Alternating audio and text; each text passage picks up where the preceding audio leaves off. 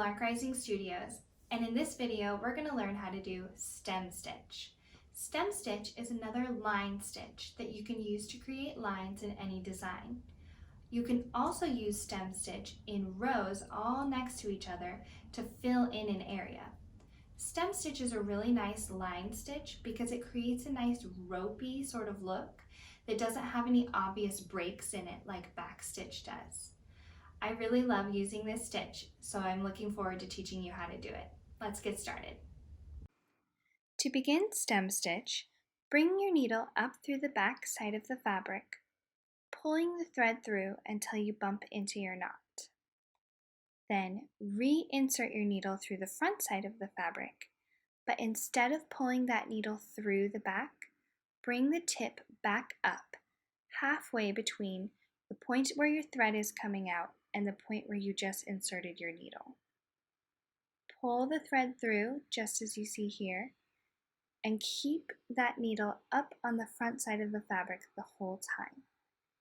Now you're going to go about half a stitch length away again and poke the tip of your needle through the point that makes the end of your previous stitch.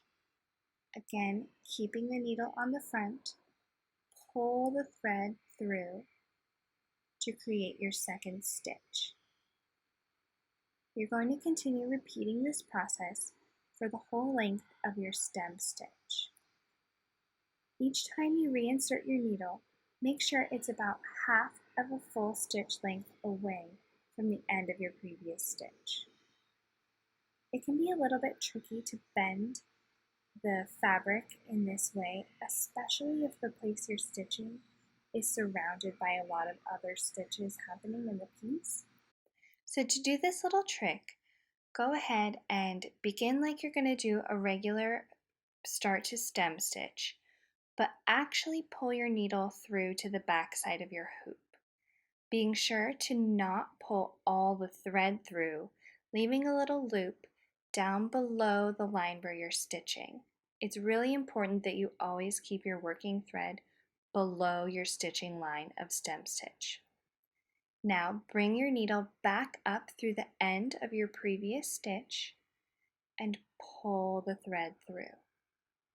You can do this again by moving your needle half a stitch length away, pulling it through but not tightly, making sure you leave that loop so you can see the end of your previous stitch, and then pulling it through.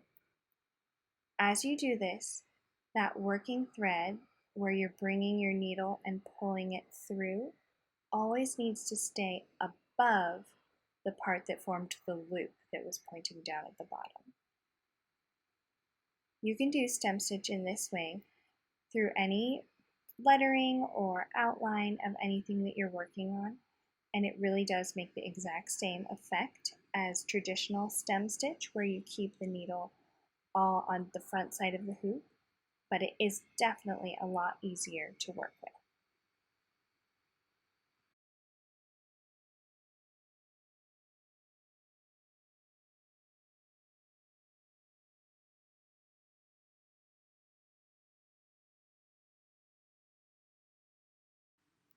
If you use stem stitch to stitch any curved line, such as in lettering, you'll definitely want to make sure to keep stitches nice and small, especially around the apex of a curve.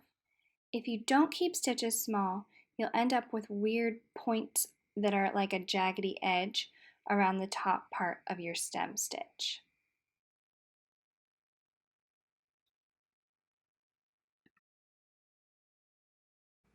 If you decide to stitch a ring of stem stitch as an outline or to create a circular shape, you can go ahead and connect the two ends of that line here, where there's this start to your stitch that only has one little section of thread, and that way you create a completely seamless ring.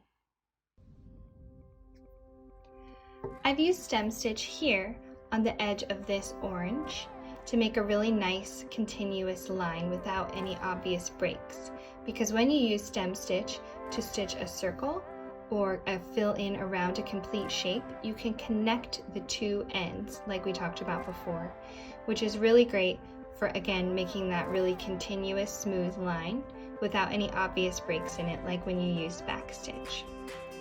Thanks so much for stitching with me.